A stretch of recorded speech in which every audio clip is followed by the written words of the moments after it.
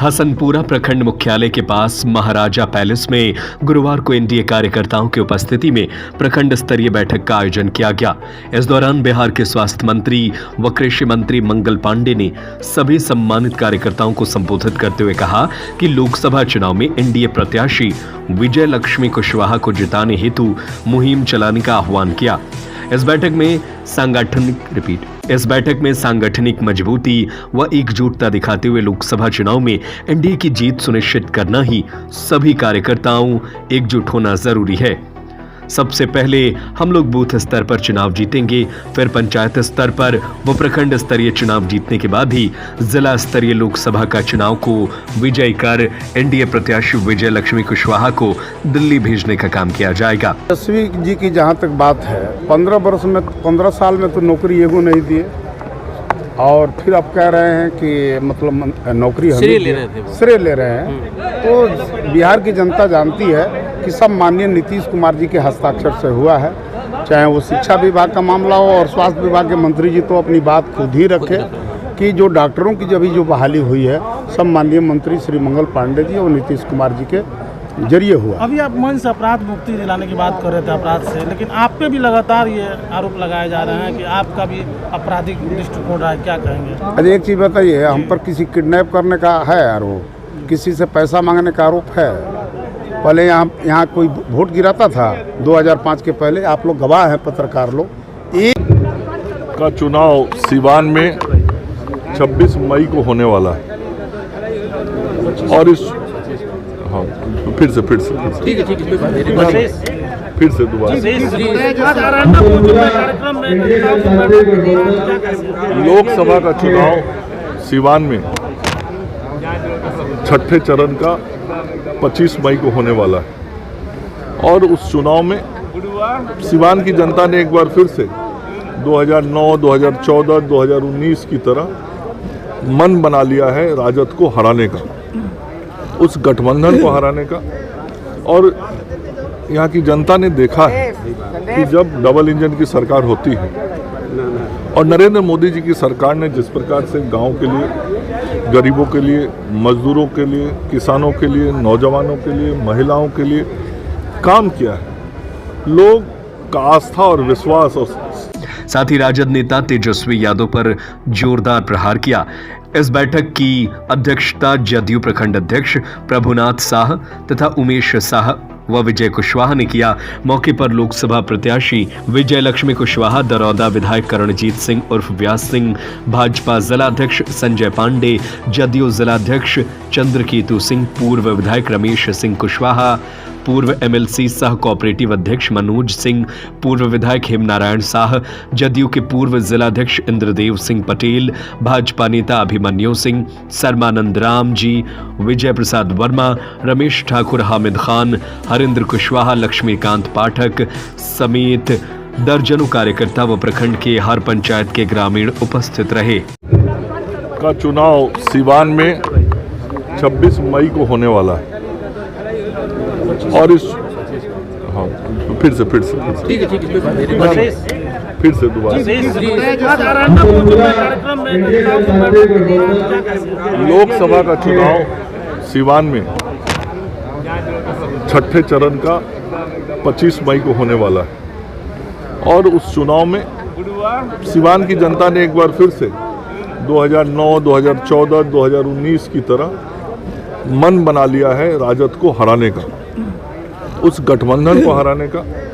और यहाँ की जनता ने देखा है कि जब डबल इंजन की सरकार होती है और नरेंद्र मोदी जी की सरकार ने जिस प्रकार से गांव के लिए, गरीबों के लिए, मजदूरों के लिए, किसानों के लिए, नौजवानों के लिए, महिलाओं के लिए काम किया है, लोग का आस्था और विश्वास और नरेंद्र मोदी जी के प्रति स्नेह पूर्व से बढ़ा है। जिस तरीके से पूरे देश में उनकी लोकप्रियता बढ़ी है, उसी तरीके से बिहार में और सिवान में भी बढ़ा है।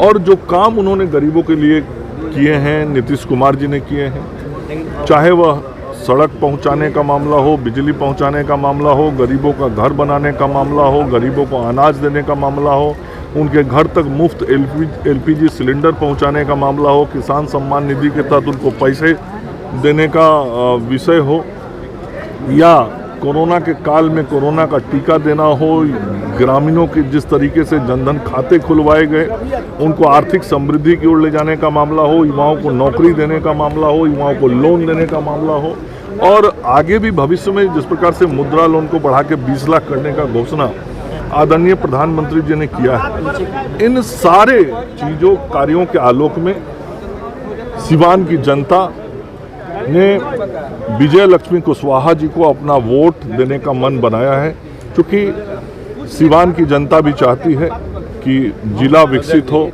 राज्य विकसित हो और संपूर्ण समाज विकास की रफ्तार के साथ जुड़ के भारत जो आज पूरी दुनिया में 5वीं बड़ी अर्थव्यवस्था बना है, 3री बड़ी अर्थव्यवस्था बनने की ओर जा रहा है, उस विकास की राह में हम सब जुड़ जाएं, हम सब विकसित हों।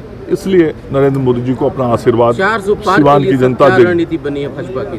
रणनीति बहुत साफ है, जनता की सेवा, गरीबों की सेवा, युवाओं, महिलाओं, नौजवानों, किसानों के उत्थान की चिंता, उनके कार्यक्रम, उन कार्यक्रमों का क्रियान्वयन, और वो हम लोगों ने किया है, जिसका लाभ भी आज लोगों को मिल रहा है। और आप मीडिया के मित्र भी देखते होंगे कि किस प्रकार से परिवर्तन हुआ है, विकास हुआ है। यह जिला, राज्य और देश आज आगे बढ़ रहा है, देश की शक्ति भी पूरी दुनिया में बढ़ी है। आप 400 पार की बात कर रहे हैं और विपक्ष उसको आटा चावल के भाव से जोड़ के देख रहा है। इसलिए कि विपक्ष को आटा चावल का भाव मालूम नहीं, जनता उनको आटा चावल का भाव इस बार बता देगी। लालू जी और उनका पूरा परिवार और पार्टी हर चुनाव के पहले ऐसे ही बोलता है जैसे आज बोल रहा है। आप उनका 2019 का कैसेट निकाल के देखिए, उस समय वो लोग एनडीए को भी ऐसी तरीके से 0 पे आउट कर रहे थे, लेकिन जनता ने किसको 0 पे आउट कर दिया? आरजेडी को 0 पे आउट कर दिया। तो इनको जो बोलना है चुनाव तक बोलें। आप मीडिया के मित्रों को भी विपक्ष को कुछ दिखाना होता है तो दिखाने के लिए भी उनको बोलना पड़ता है। लालू जी तो साफ कर रहे हैं कि संविधान बदल देंगे, तो बार बार बोलते रहे ऐसे ही अपने मनमौजी बात, मन से जो उनको करता है बोलते रहते हैं।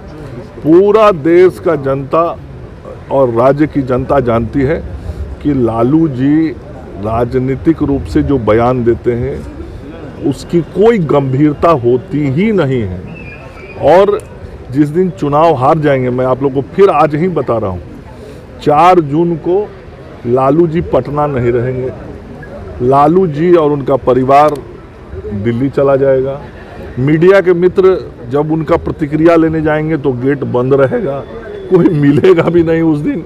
और उनको कौन क्या, उनके प्रवक्ता भी 4 तारीख को दोपहर 12-1 बजे के बाद आप लोगों को नहीं मिलने वाले। तेजस्वी जी गाना गा रहे, तेजस्वी जी आजकल एक गाना गा रहे हैं, तुम तो धोखेबाज हो, वादा करके भूल जाते हो। अब गीत गाते ही उनका समय कटने वाला, इसलिए पहले से प्रैक्टिस कर रहे हैं। सर 2 सीट हॉट सीट है आपको, छपरा और पूर्णिया। रोहिणी आचार्य यहाँ पे बिल्कुल दमखम के साथ उतरी है। अभी कौन सा हॉट सीट है मुझे नहीं समझ में आ रहा है।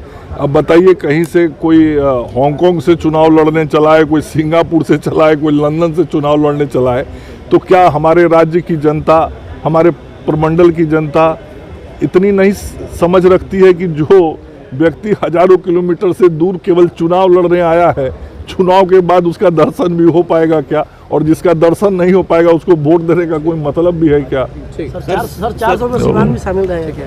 बिल्कुल, सिवान ही नहीं पूरा बिहार शामिल रहेगा, 40 का 40 रहेगा। सिवान में तेजस्वी जी की जहाँ तक बात है, 15 साल में तो नौकरी एगो नहीं दिए, और फिर आप कह रहे हैं कि मतलब नौकरी श्रेय ले रहे हैं। तो बिहार की जनता जानती है कि सब माननीय नीतीश कुमार जी के हस्ताक्षर से हुआ है, चाहे वो शिक्षा विभाग का मामला हो और स्वास्थ्य विभाग के मंत्री जी तो अपनी बात खुद ही रखे कि जो डॉक्टरों की जो बहाली हुई है सब माननीय मंत्री श्री मंगल पांडे जी और नीतीश कुमार जी के जरिए हुआ। अभी आप मन से अपराध मुक्ति दिलाने की बात कर रहे थे अपराध से, लेकिन आप पे भी लगातार ये आरोप लगाए जा रहे हैं कि आपका भी आपराधिक दृष्टिकोण रहा है, क्या कहेंगे? अरे एक चीज़ बताइए, हम पर किसी किडनैप करने का है आरोप, किसी से पैसा मांगने का आरोप है?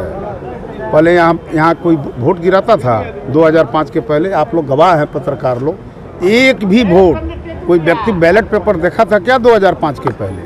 आज डेमोक्रेसी है, हर पक्ष के लोग अपना वोट गिराते हैं और वोट के जरिए अपने प्रतिनिधि को चुनते हैं। पहले वोट के जरिए प्रतिनिधि नहीं चुने जाते थे, बलपूर्वक बूथ कब्जा करके चुनाव जीता जाता था। यही सीवान की हिस्ट्री रही है। अब नहीं होगा वैसा। अब फिर वो पुराने दौर को लौटने सीवान में नहीं दिया जाएगा, चाहे इसके लिए जितनी कीमत चुकानी पड़े। 4 मई का नामांकन बा, सब जनता के हमरा आवे के बा, और वो सब आब लो और